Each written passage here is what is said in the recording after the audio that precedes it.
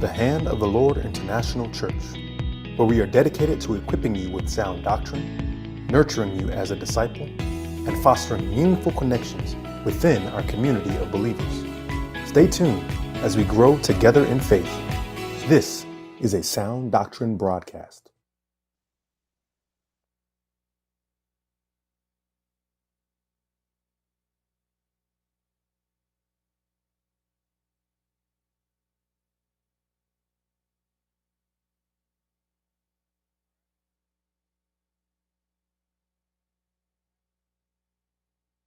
Bible study session. So we're going to open up in prayer before we get started.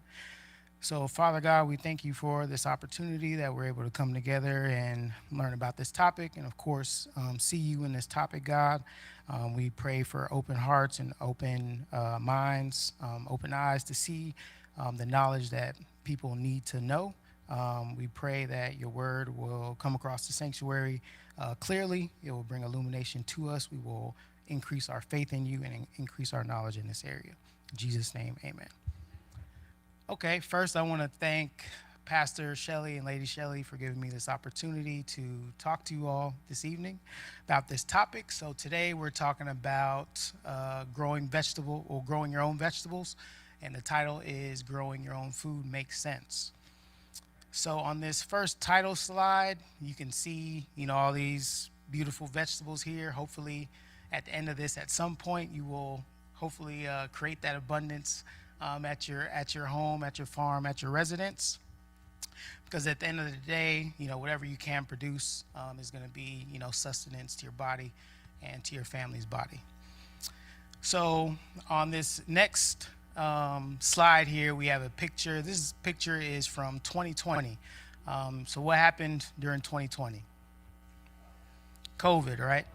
So, people were hoarding toilet paper out of all things, right? But also there were different disruptions to the food chain. So this is a picture showing a bunch of empty shelves. So I put this picture here to get y'all to think about these things. So back in the day, right, we didn't have Kroger and Walmart and DoorDash, Uber Eats, McDonald's. People, if you wanted to eat, it was something you grew on the farm. You had to kill a chicken, kill a cow, whatever. So right now we have just super high dependence on other people providing resources to us. So growing your own food is one way that you can kind of lower that dependence and give yourself more power in that area. So growing your own food makes sense, but it also gives you security. So in 2 Timothy 1:7, it says, "For God has not given us the spirit of fear, but of power and of love and of a sound mind."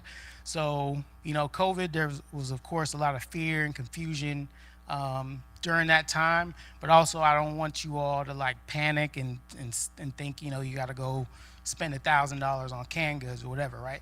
So, reality of the situation is, we'll think about that ice storm that just happened, I think, in January. They said ice was coming to Atlanta.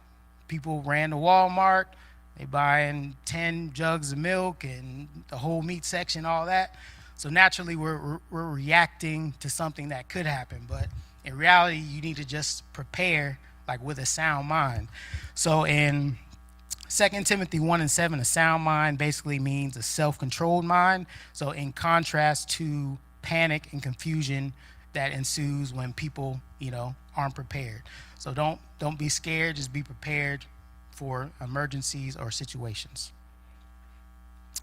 So another thing, so we talked about COVID. So there's also a lot of things in the news about outbreaks with E. coli, salmonella. So as soon as that happens, they say, pull the lettuce off the shelves, pull X product off the shelf. So that's another, direct impact on our food and your access to food. And then, of course, there's higher grocery prices. And then, if you look around the globe, everything that's going on in different countries, how that affects trucking, ships coming to port, supply chains. So reality of the situation, there's just a ton of things going on that affect, that delicate kind of connection we have with depending on grocery stores for food. So in addition to security, back to the topic at hand, growing your own food does save you money. So this is a quote from the National Gardening Association that basically estimates that growing, a well-established vegetable garden can save you up to $500 a year. So of course that's gonna vary depending on, someone who has a 1 acre vegetable garden versus someone who has, one tomato in a pot, right? So the savings are gonna vary based on the scale of your operation. So I would say anytime you get started with something, the startup cost is going to be the highest point. So I've had a vegetable garden for, I don't know, at least probably, well, I think we started in 2020. So about 6, 7 years, I've had a vegetable garden. So my vegetable garden is established. So it's easier for me to grow different crops, and it's also cheaper for me to start vegetable gardening. I already have a foundation in place that allows me to start growing vegetables. So for you, if you're starting up, higher costs are going to be things like you're going to have to buy soil, fertilizer, plant seeds. Are you going to grow in raised beds? Are you going to grow in pots? Do you have to clear some trees or something on your property? So all those things, of course, are going to cost money initially, but once you establish your growing area year after year after year, you're not going to have to buy as much because you already have that area set up for success. So these next few slides, they're going to show different crops. So I can't list all the crops that we eat, so I just kind of listed the most popular ones that most people can relate to. But before we get into that, I wanted to ask, does anyone know what organic produce is? Like, what does organic mean? Without pesticides? Okay, someone else? Fresh, natural? Not genetically modified. Okay, so a really important, thing to think about with saving money on food is food labels. So I put ranges here for each of the crops. So like tomatoes, they're gonna range from $2 to $4 a pound. But when you're looking at things like, should I buy an organic tomato or a non-organic tomato? This is the thing. So organic means that crop was raised in a certain way.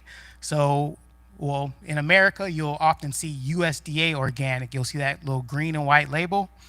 So that doesn't mean no pesticides were used. So within the USDA organic label, basically it's a label or a certification that the USDA gives to farmers, and it tells them these are the things you can do to raise crops, and these are the rules you have to follow. So there's a list of different chemicals they can use on their farms that are considered organic chemicals. So it doesn't mean, they didn't use any chemicals. It means they use a certain group of chemicals that are labeled organic. So that's not a knock on the organic farmers. That's just a different way of growing. But generally speaking, it focuses on growing things more naturally with less pesticides. And we'll talk about how that works later. But so let's look at tomatoes. So tomatoes is the first crop. And I base these prices off things like Walmart, Kroger, Publix, places most people shop at around here. So a tomato, to buy 1 pound, is roughly going to be $2 to $4 a pound. So that's going to vary depending on, are you buying a small pack of tomatoes, a big pack of tomatoes, organic, non-organic. So if we look at growing our own tomato plant, so we'll pick cherry tomatoes. So I like cherry tomatoes. I like to make salsa with those, put them in salads. Those are pretty common. So one cherry tomato plant can grow between 100 and 300 cherry tomatoes. So it can produce that amount of tomatoes. So, in a perfect world, we'll say you get a tomato plant from the store. It gives you 300 tomatoes over the season. And so there's roughly 30 tomatoes in 1 pound. And we'll say, $3 a pound for a tomato. So if you multiply $3 times 10 pounds, which would be equivalent to 300 tomatoes, you get $30.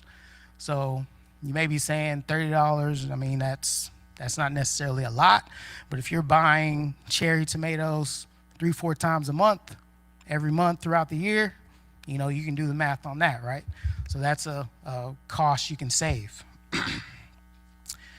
So next we have peppers. So peppers roughly are going to be $2 to $7 a pound. You know, you got bell peppers, sweet peppers, hot peppers.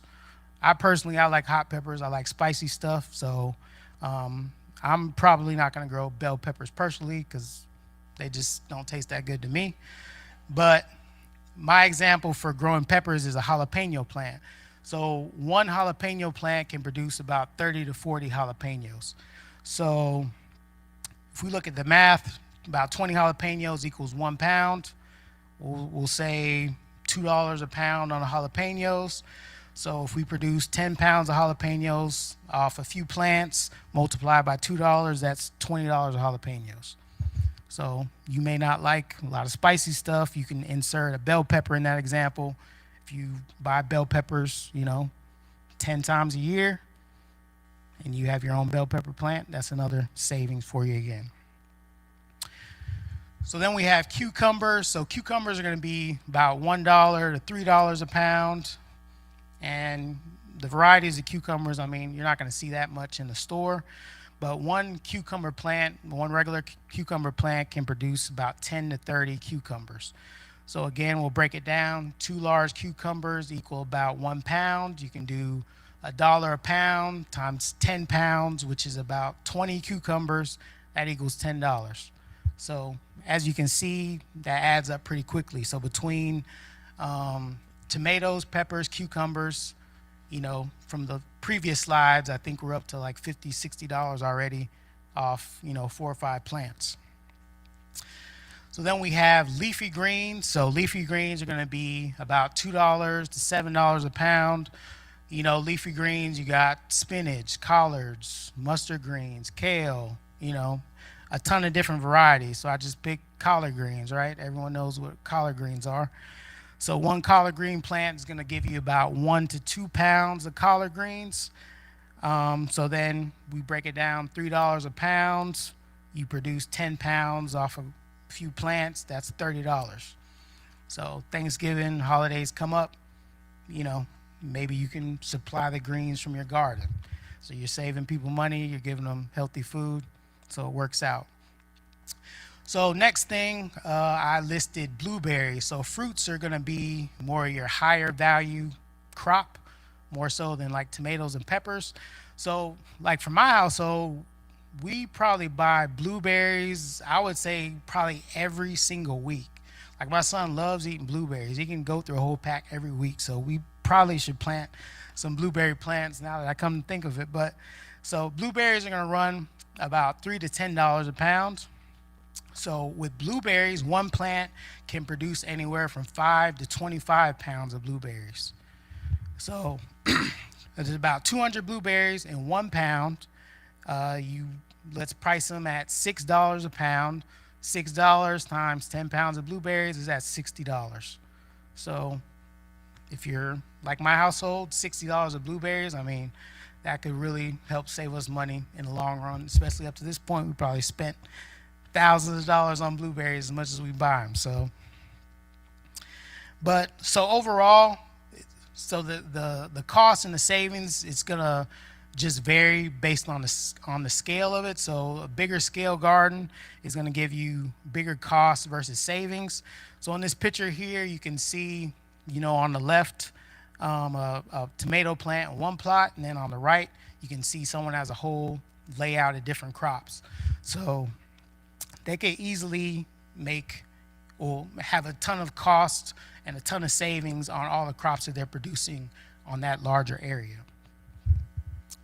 So really the savings really come in with food preservation.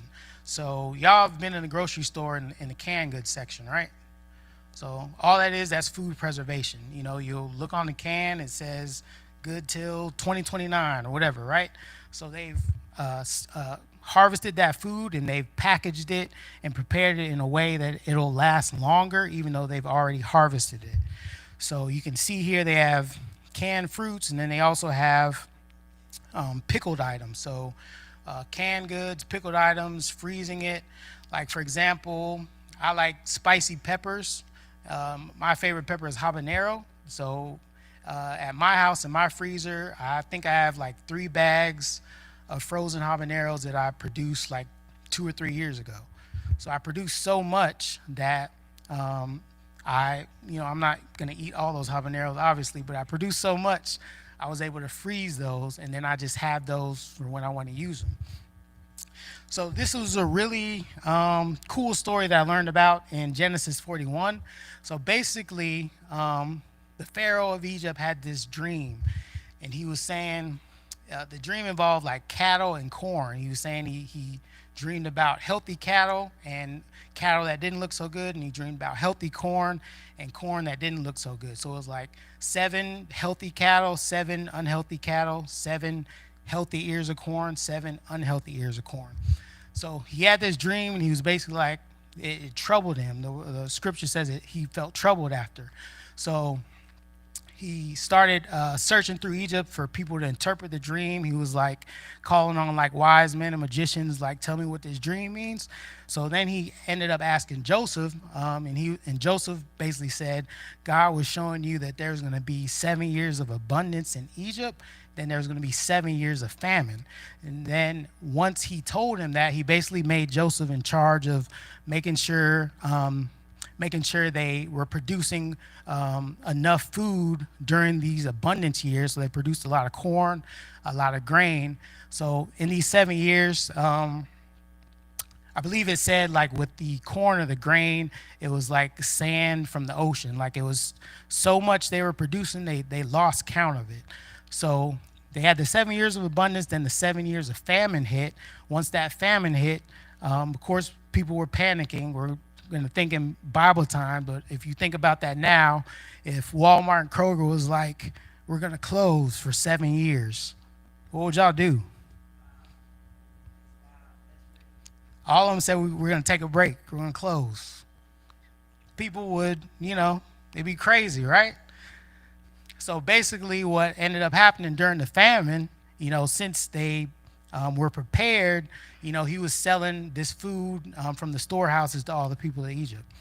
So that was just, and if you read that whole chapter, you'll see what I'm talking about. But that was just a really good kind of connection showing, like, you don't need to be, scared. Just like do small things to prepare yourself, just in case. So with food preservation, there's a lot of different ways that you can do it. So there's freezing, drying, canning, pickling. And the University of Georgia has this really good resource. It's called So Easy to Preserve. And it's a book that teaches you how to preserve your own food. So it's based on, their research from their faculty. So you can trust the information out of it. And we have a QR code for the book if you all want to scan it. And then if you want to purchase this book, you can definitely do that to kind of learn some different techniques for how to do that on your own. And I'll give y'all a minute to scan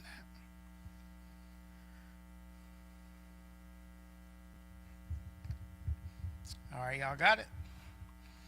Okay, so y'all bringing in canned goods in about a month or two so we can see if you followed up on this assignment. Possibly, maybe. Oh, so a plug. So the church has their own food pantry. So the food pantry has freeze-dried foods. It has different canned goods. So if you need assistance in that area, just reach out to administration and they can provide that resource to you. So for the finance piece in summary, so the first one I have here is have a plan.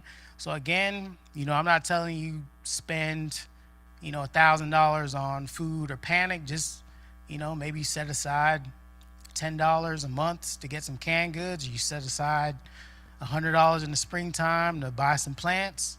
So just make some type of plan, you and your family, to get started. And then this is really important. So, if you don't eat tomatoes and peppers, I wouldn't necessarily encourage you to grow those, but you should select vegetables and fruits you actually eat. So that's when you're going to see those savings. And that's how you're going to get the benefit from that. And then I would say scale up slowly. So especially for people who are new to gardening, being outside, things of that nature, you want to build up your foundation of gardening slowly. And then, like we just talked about with the food preservation piece, that's really where you're going to see the savings at, because, 1 year you may get a ton of tomatoes. The second year, maybe the landscaper destroys your plants. There's a freeze, something like that. Then you don't get as much. So whenever you get good production out of that year, make sure you set some aside for the next year. And then finally, I listed time versus labor and the benefits.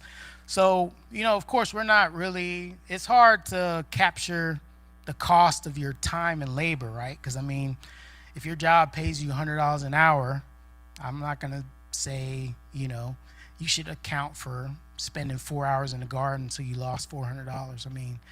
That's kind of hard to think about. But the benefits of vegetable gardening, they're going to include, you're outside, you're doing physical activity, you're doing something that doesn't involve like a screen. It's good for you physically, mentally. You're growing healthy food for your family. So there's a lot of benefits that you can't really quantify in this situation. So now on to the practical side of how do you actually start doing this. So like real estate, location is the number one thing you should think about. So in this picture, we have a garden. You can see half of the garden is shaded and the other half is sunny. So next time you go to the store, you'll see this word full sun on a lot of the different flowers. So full sun means 6 to 8 hours of sunlight. So a lot of fruits and vegetables need 6 to 8 hours of sunlight. So if your backyard is really shady and it only gets 1 hour, you can start a garden, but is it going to be successful? Probably not. So you need to find a very sunny spot in your yard, on your porch, on your balcony, so that you can start growing fruits and vegetables. So the second thing is going to be kind of the method of how you're going to plant. So this picture shows the in-ground version. So me personally, I have raised beds. So we live in Georgia, so we got this hard red clay that's pretty much like cement. So if you want to tackle that, you definitely can. I said I'm not doing that. I have raised beds with easy soil that you can dig into, but growing in the ground is generally going to be less expensive, because if you have a backyard, you have open ground, if you have a shovel or a tiller, the cost to actually get in the ground is going to be low versus buying pots and things like that. So you're also going to do less watering. So since the plants are in the ground, they have access to more soil, the roots have more space, they have more access to get water more easily versus raised beds or pots that heat up quicker and they lose water quicker. And then this is also going to be more maintenance. So that's another reason why I went with the raised beds, because I don't really, want to worry too much about pulling weeds or clearing weeds out the garden. So with the raised beds, you can see here, these are metal. So with raised beds, I recommend getting metal raised beds, because the metal is going to last longer than the wood or the plastic. So the plastic is going to last for a few years, maybe, depending on what materials are. But plastic can, of course, break. It can start to bend. It's going to start to deteriorate in that weather. And usually metal is, just more durable material. But it's also going to be more expensive. But also with the raised beds, it's just easier to manage, taking care of those plants. And also with the raised beds, you can get raised beds like even higher than that. So for people, who have back problems or people who are disabled, you can get raised beds that are, as high as you want them to be. So then it's easier for you to access and move around with the plants and things like that. So then we have containers. So containers are going to be a lower cost solution. So containers, of course, are going to be cheaper.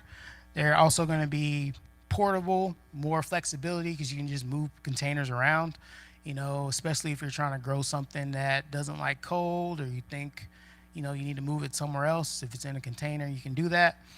But, with the containers, you're going to have less space and generally less production versus, a large in-ground area or a raised bed area.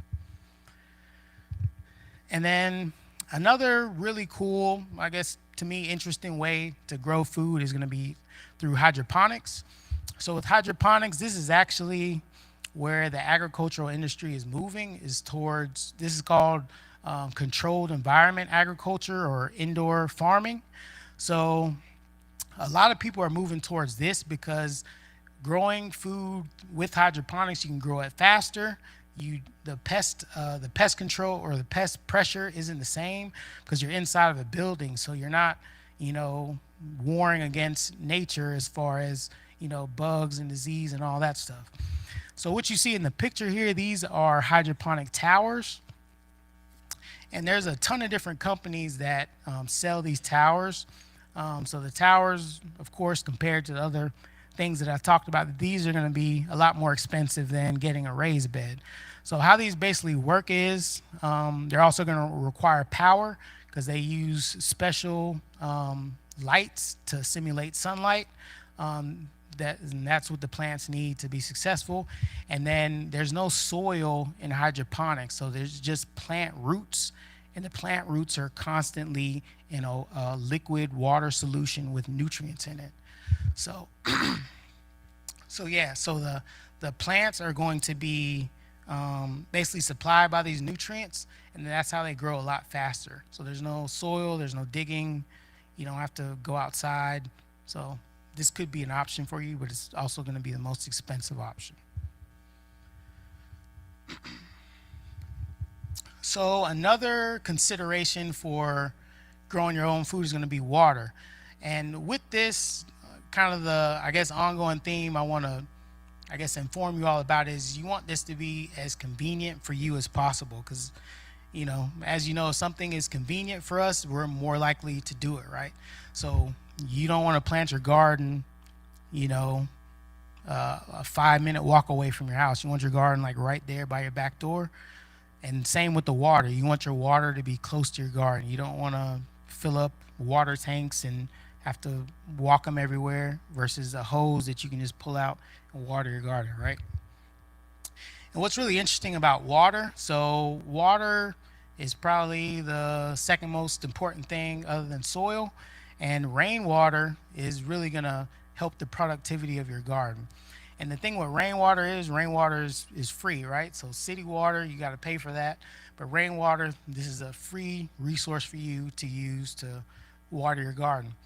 So they have things called rain barrels, and that's what this picture is. If you see this blue barrel, this is just a rain barrel. So it's just a freestanding plastic barrel. So when it rains enough, it starts collecting that water. And then you can water your plants when we're in a drought, when we don't have rain, versus paying for the water that comes to your house. And I listed here water runoff from a roof. So when you're dealing with food crops, you don't want to use water runoff from your regular like shingle roof, because there's a lot of chemicals and things from the shingles. There's like animal waste on your roof. So there's a bunch of different things you don't want on your food crops. Now, if you got a rain barrel that's connected to your gutter system from your roof, you can, of course, use that on your flowers. So it's best to get a freestanding rain barrel if you want to use that on your food crops.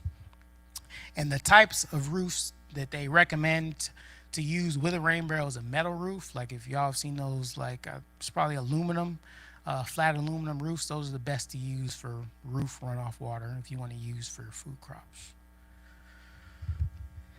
All right, so the next, this might be the most important one. So labor.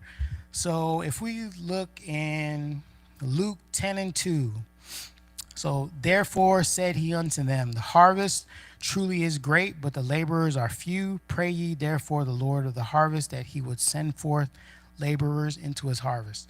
So here, Jesus was talking about, people in ministry, right? So just like at church, there's a ton to do in the kingdom. There's a ton of things to do in the kingdom of God, but of course there's not as many laborers as there should be.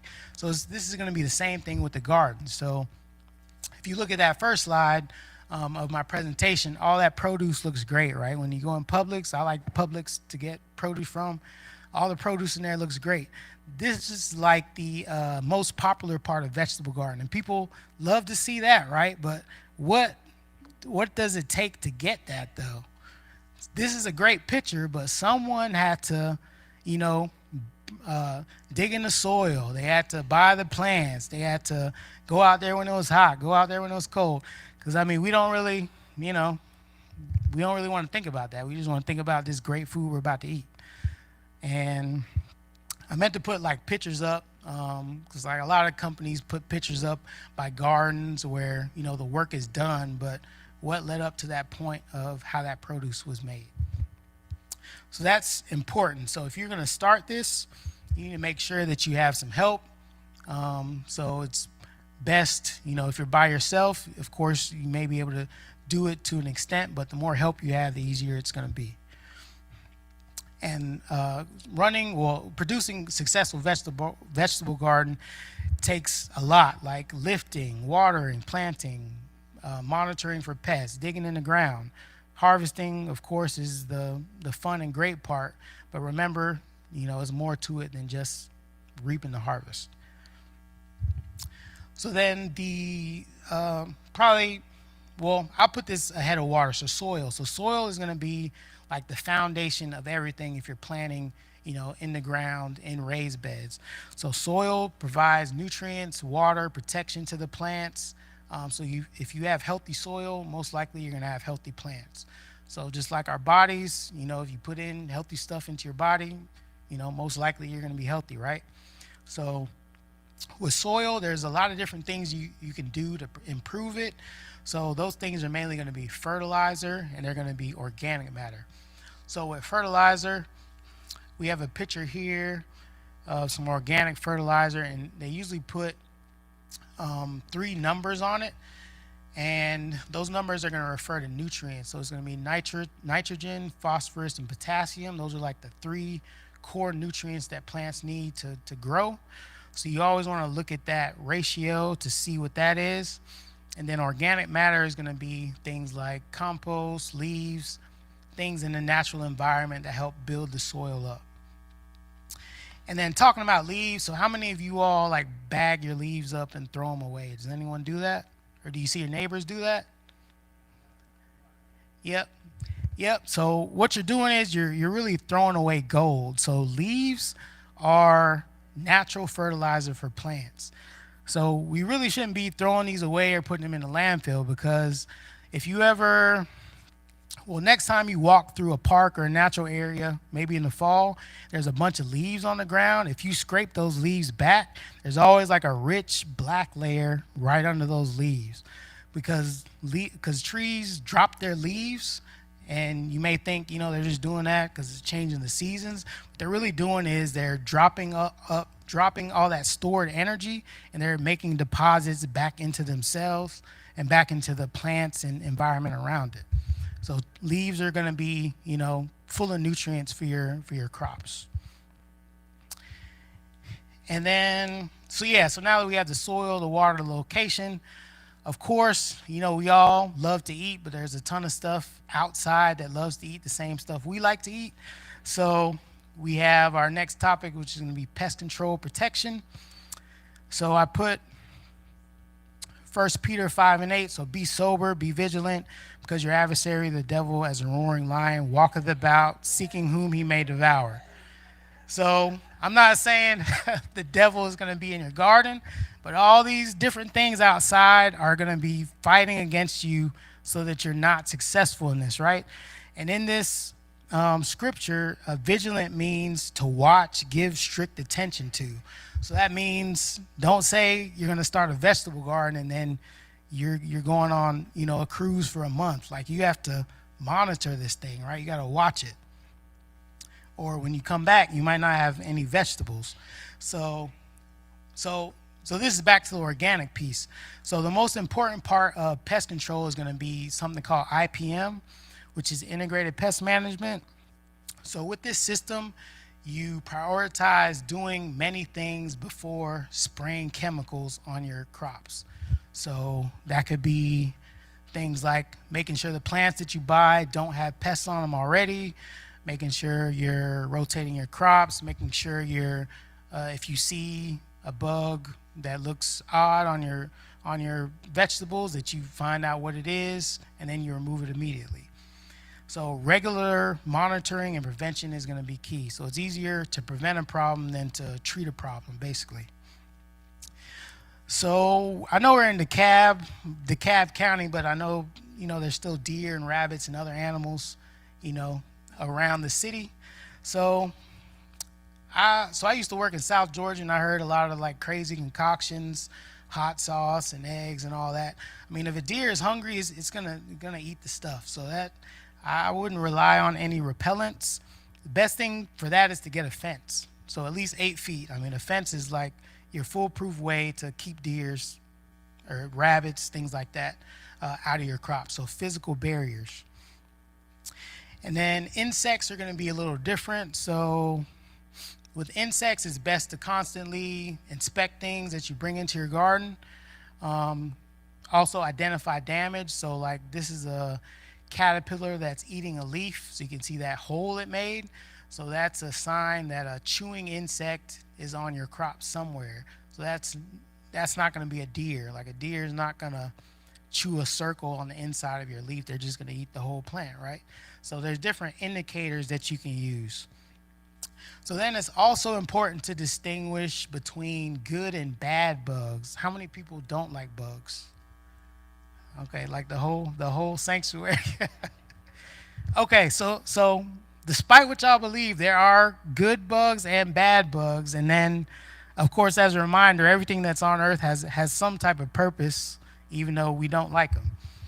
So this is why I say it's also good to use a natural environment. So there is a way to attract good bugs to your garden. So this is a ladybug. So, well, there's a ladybug, like bees, wasps, different pollinating insects. So there's a ton of different insects that you can attract to your garden that benefit it. So you can attract those by planting flowers, planting herbs, planting a variety of crops, and then most importantly, avoid spraying pesticides unless you absolutely have to, because pesticides, similar, so pesticides, you can spray them, but they're not getting sprayed on your crop and then they're jumping off bugs that are good, right? They're just gonna kill whatever they touch. So it's good to avoid those. So this is for my people who don't like bugs. So this picture is so cool to me. This is a story with it. So we got Romans 1:20. Well, we'll go after that. We'll go with that after. So this caterpillar is called a tomato hornworm. So the white sacs on his back are actually parasitic wasp eggs. So this tomato hornworm is a common tomato pest. So it'll, destroy your tomato plant. But the white sacs on the back are baby wasps. And basically what they're going to do, they're going to eat the hornworm alive, basically, and kill it. And then they're going to grow up and mature and then do the same thing to more hornworms. So this is called a natural defense against pests. So if you have tomato plants and you see this tomato hornworm and you see it has white sacs on the back, then you should not kill it, because this is like natural, and you're like in disbelief right now. So this is like natural pest control for tomato crops. So the reason I put Romans 1:20 up, it says, "For the invisible things of him from the creation of the world are clearly seen, being understood by the things that are made, even his eternal power and Godhead, so that they are without excuse." So looking at that, that's not random, right? So that's not just, they just happen to know that these things are designed to find these tomato hornworms and do exactly this, destroy it and continue it, benefiting gardeners everywhere, right? So this is just like an example of how he has made the earth, how he has made things, and how he shows like order and glory in the earth, right? So the next thing is going to be disease. So disease is going to be mainly like leaf discoloration. If you could look at that plant, something's definitely wrong with it. So these are usually going to be caused by viruses, bacteria, wet conditions, infected plants. So again, this takes monitoring, making sure things are in order. And then we have different seasons. So, and you can post Ecclesiastes 3:1, but with different crops, each crop has different seasons. So I posted the 4 seasons here, but there's a season that you should plant certain things. So tomatoes would be a warm season crop. Collard greens would be a cool season crop, meaning when we have cooler weather in the fall and spring, that's the time to plant leafy greens. When it's hot in, June and July, that's the time to plant tomatoes, peppers, things like that. And then the University of Georgia has this really cool vegetable planting chart, and it'll give you the crop. It'll tell you, the planting dates, when's the best time to plant them, and then it'll also tell you days to maturity. So days to maturity is the time it takes for a crop to reach maturity to be harvested. So we have lettuce here with the days to maturity being 50 to 90 days versus watermelon 80 to 100 days.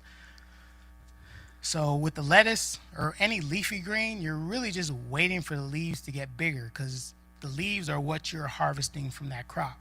So you're waiting for them to get bigger. You cut them off, eat those. Now with the watermelon, the watermelon has to grow vines, and they also have to grow these huge melons, right? So comparing the two, which one, should take longer? The watermelon, right? Because it has to use more resources to make it. And then we have, as far as getting started, so I always recommend people use plants because it's quicker, but you can use seeds. Seeds are going to be cheaper. They're going to be easier to store. They're going to have more variety, more choices, but you're going to have slower results. So with the seed, you have to plant the seed, wait for it to germinate, grow leaves, get bigger and bigger and bigger, but you also have more choices to grow different crops you want. And then with the plants, those are going to be more expensive, but you're going to get quicker results, right? So if you want food quicker, you buy a seed that's already germinated, that's already sprouted, that's already close to producing something you can harvest. But you're also going to have less variety, because if you go to the store, they're only going to have, maybe 5 or 6 tomato plants as far as the varieties. But if you want a black tomato, a yellow tomato, something different, you would choose the seeds. But in summary, if you want to be successful at growing your vegetable garden, definitely grow what you can. I recommend getting with a family member or getting with a friend. If you don't have a lot of space, but your sister or your friend does, you all can work together. Maybe you grow tomatoes, they'll grow cucumbers and peppers, something like that. And then you also want to keep costs low, so you don't have to have the most expensive hydroponic system. You don't have to have the most exclusive seeds. You just got to get the basics right and then plan that out. And then you also, again, want to make sure you're encouraging people in your community, whether that's at church, at your job, whatever, to also start growing their own food.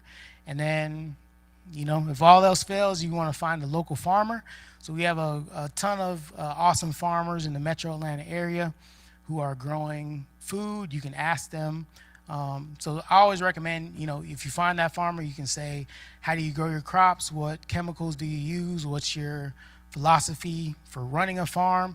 And then, of course, you can walk up to their farm. You can see what they're doing. You can learn about, what they're about. And, that's, I would say, on the same level as you growing your own food. And then if you all have more questions after this, we have time for some questions, but I posted my email here if you want to contact me after this presentation.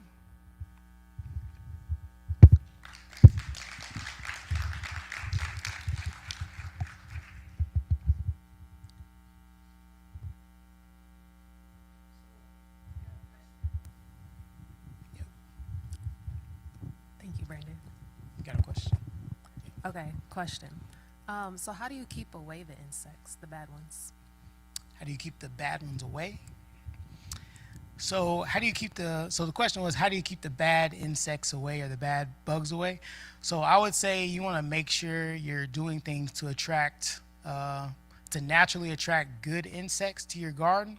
So that would include planting things like sunflowers, zinnias, cosmos, planting different herbs like rosemary, cilantro.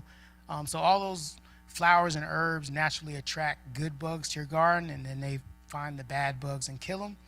But that may not, kill all the bugs. So you may have to do some intervention in that area along with the natural protections you've established.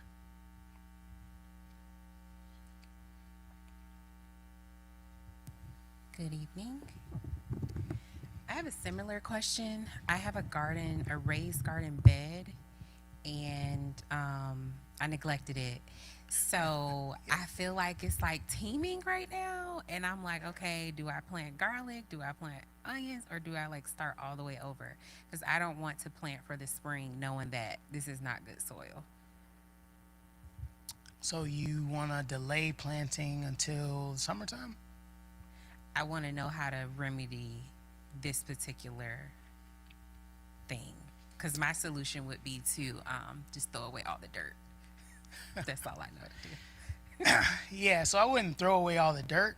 I mean, if you want to like renovate your garden, you could dig up the weeds and the old plants in there, and then you can amend the soil, meaning you can add like a fresh bag of compost to that soil, and then you can start again from there.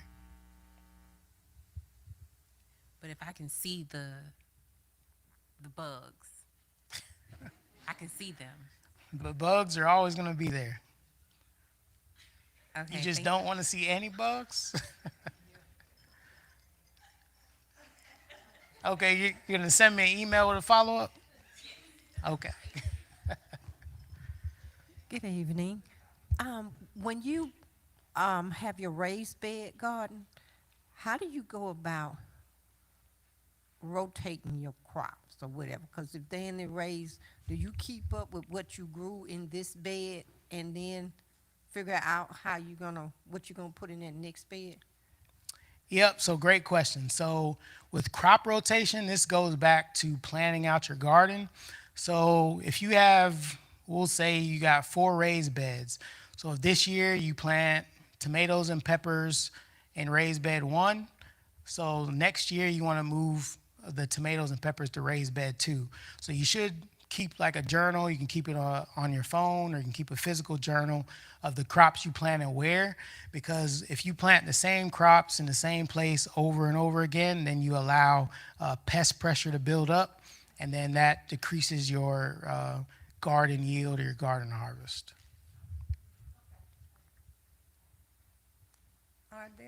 Are there any natural pesticides? Yep. So natural pesticides are going to be things like neem oil, insecticidal soap, spinosad. So with back to the USDA organic label. So the USDA organic farmers, they use more or less what you would call more natural pesticides. And University of Georgia has a list of those pesticides, or if you email me, I can send those out. But those are just a few more natural ones that you can use in your garden. Okay, thank you. Okay, because this relates to that question. Yep. Now, I tried the neem oil, Brandon, but it burnt the plant. So can you talk about the timing to put the neem oil on the plant? When did you apply the neem oil? When the sun was out. So that's another great example. So whenever you're applying any chemicals, I mean, it's the same thing for your house, right? Like if you got bleach in your house, you're not going to pour it all over the floor. You're going to have to read that label, right? So the key to chemicals being successful with pest control is you got to read the label.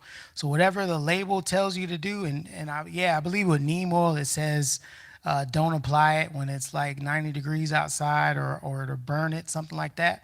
So when you're applying pesticides, make sure you follow the label. And the main thing you need to watch out for is making sure the chemical you're using is labeled to be used on food crops. So like bleach, for example, no one should be putting bleach on tomatoes. That's not what it's for. But if you have a product like insecticidal soap and it says you can put it on vegetable crops, of course, follow the label. Okay, I want to use seeds to grow. I want to start learning how to do it from that point. Now, what I did was I used the seeds and then I used the light. And then they came to be long and real thin like, right? But if I'm going to use the seeds to start planting, say, tomatoes for the next coming up in March, I think we're supposed to be doing March, right?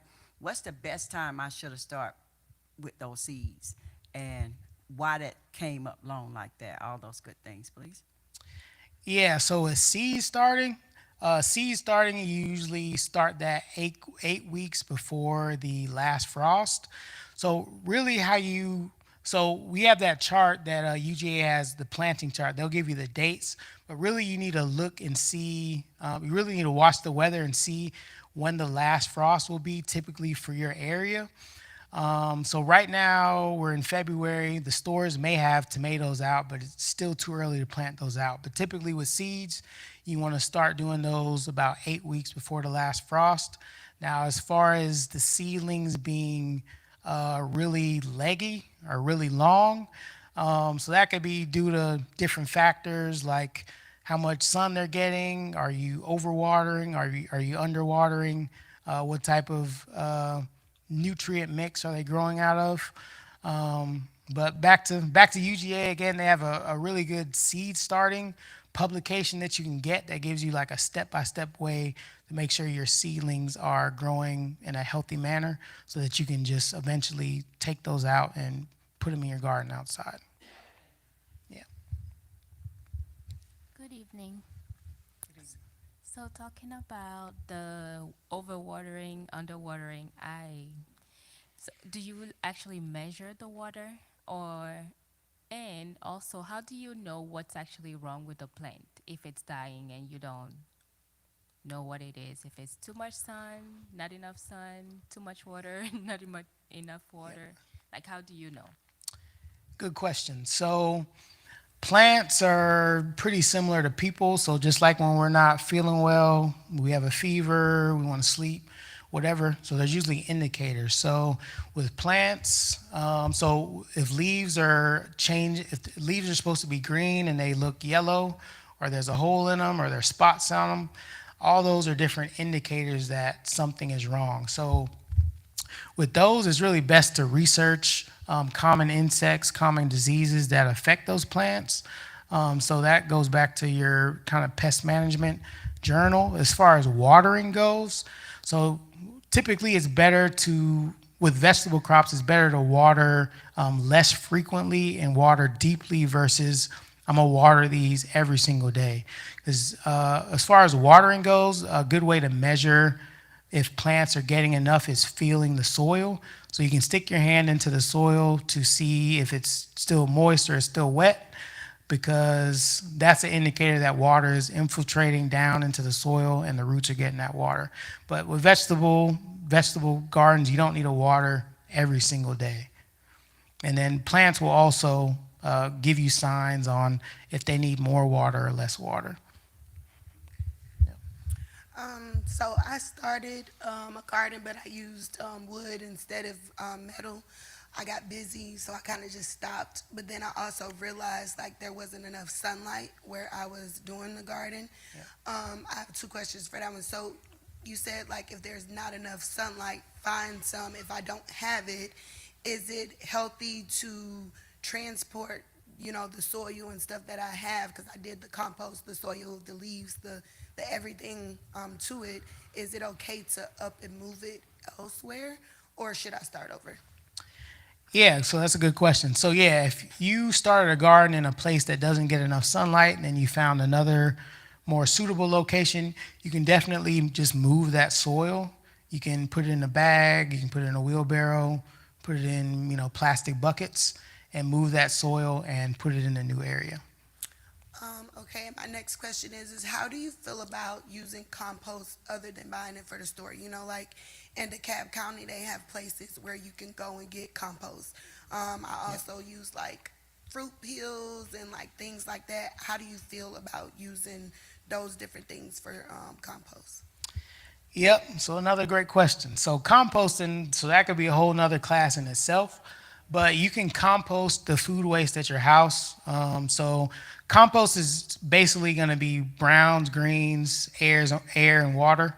So browns are going to be things like leaves. So that's going to be your carbon source, or paper or wood products. And then greens are going to be your nitrogen sources. So just like you said, orange peels, banana peels, old watermelon, pineapple, whatever. So once you combine those things together with air and water, eventually it turns into that rich black compost. So if you want to compost at home, you definitely can do that. But yeah, DeKalb County does offer free compost. I think it's by the landfill or something like that, right? Yeah. Yep. They got a few places like all Yep. over Metro. I mean, over DeKalb. Like, Yep. so different spots in your city, whichever. Yep. So if you have some place that uses free compost, that's definitely a good resource. So what I tell people, if you want to look for quality compost, you want it to be like a rich dark color, like almost black. So that's a sign that has a lot of organic matter in it. It's going to be high quality. All right. Thank you. Okay, so thoughts about covering your bed or soil with pine chips and pine straws. Can we use that? Does that help for certain seasons? Because I don't think it helped us this time. So the thing about pine straw, so anytime you're going to cover the soil with natural things like pine straw, we'll talk about pine straw for example. So that's going to be like a natural mulch. So pine straw, and you see it in people's yards around their flowers. So that mulch layer is going to help lock in the moisture. It's going to help with weed control.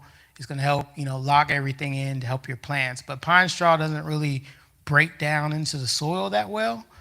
So leaves is what I would recommend, especially if you have a lawnmower with a bag. So when the fall time comes, you could chop those leaves up, and then all those chopped up leaves in the bag, you can spread that out across your garden beds, and that would be a natural mulch. But leaves are going to break down a lot quicker and faster than pine needles are. You can use wood chips, but the thing about wood chips, you're talking about like free wood chips, like what they get from the side of the road, from like telephone poles and stuff. Oh, like wood chip mulch. Yeah, so I wouldn't necessarily use that mulch on vegetable gardens because it's usually like dyed black or red, because it's like a lot of chemicals in it. That's mainly for like ornamental use.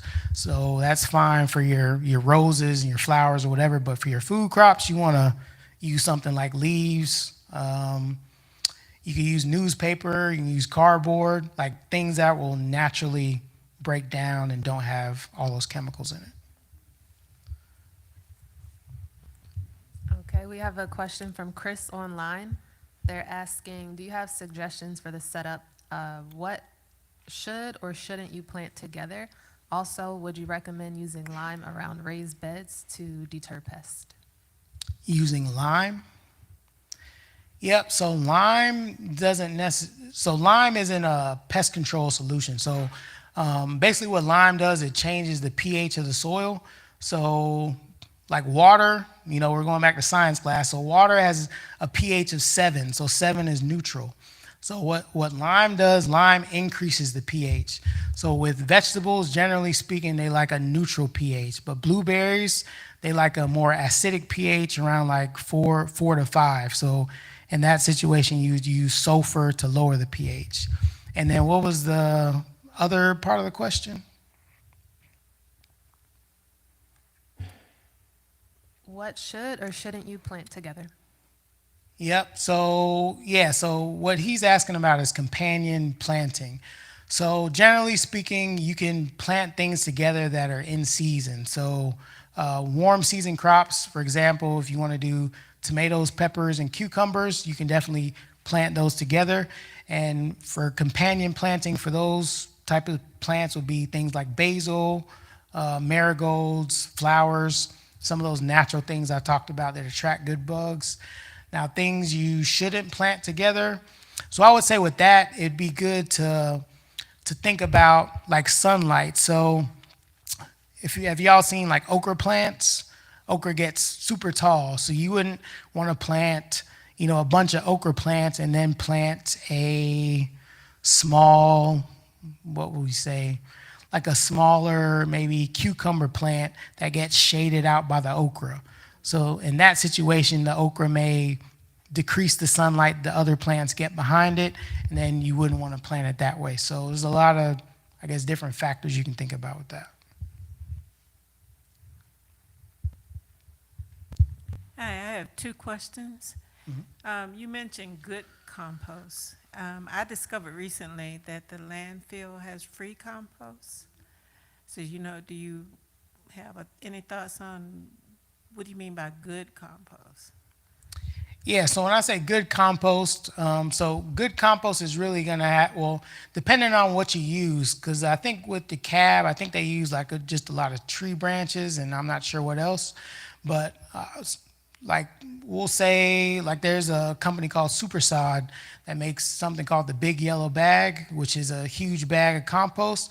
And that compost is really, has a dark color to it, has an earthy smell. There's not a lot of chunks to it. So typically that's how you want your compost to look, is a dark black color, and you don't want a lot of things that aren't broken down in it. Okay.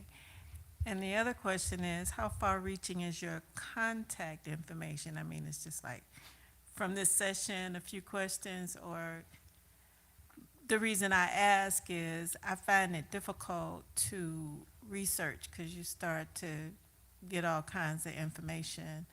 Yeah. And sometimes I often wish, can I just send a picture to somebody?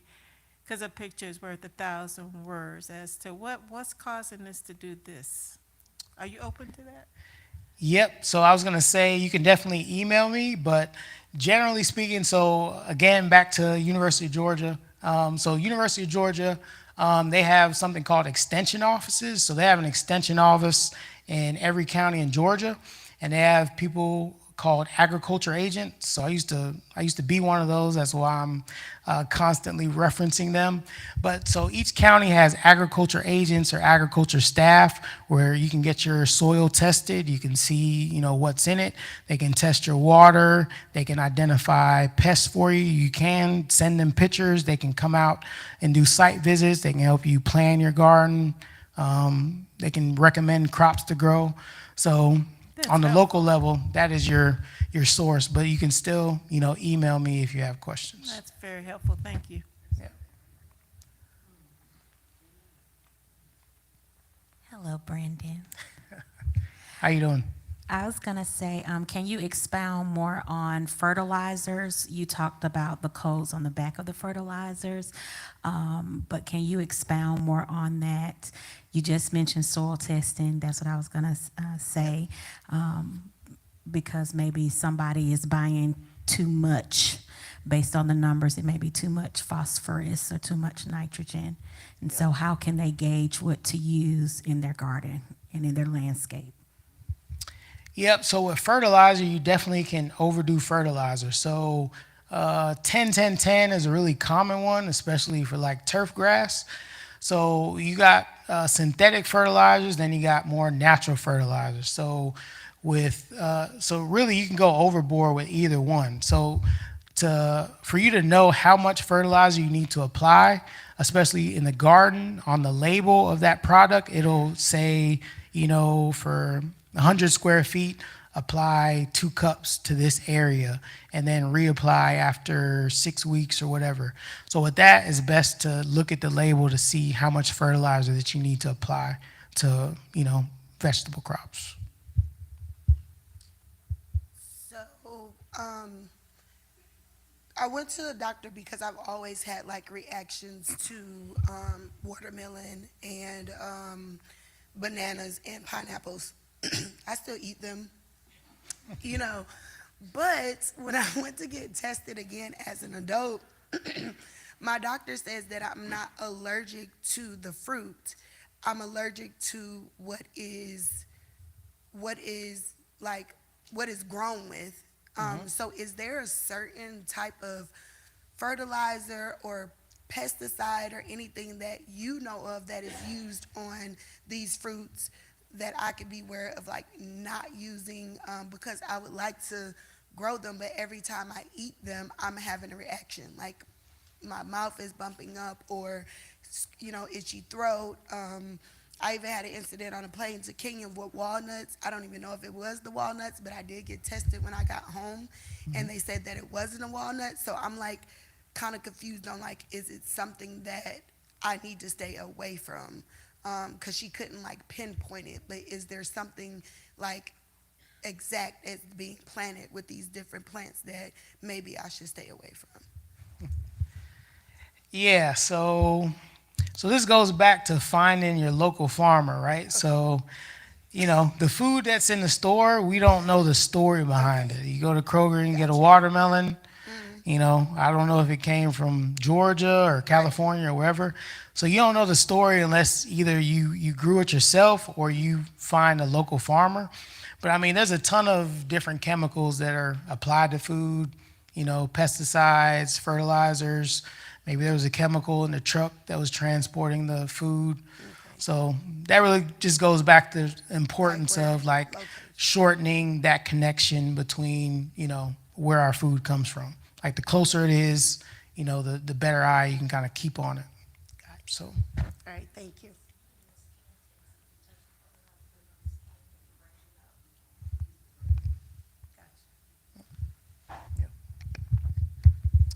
All right, do we have any more questions? All right, again, my email is posted.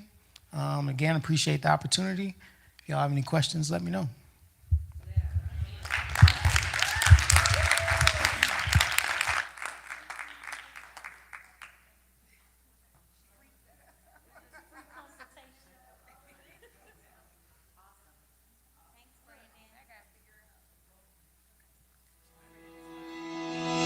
Thank you for joining us today.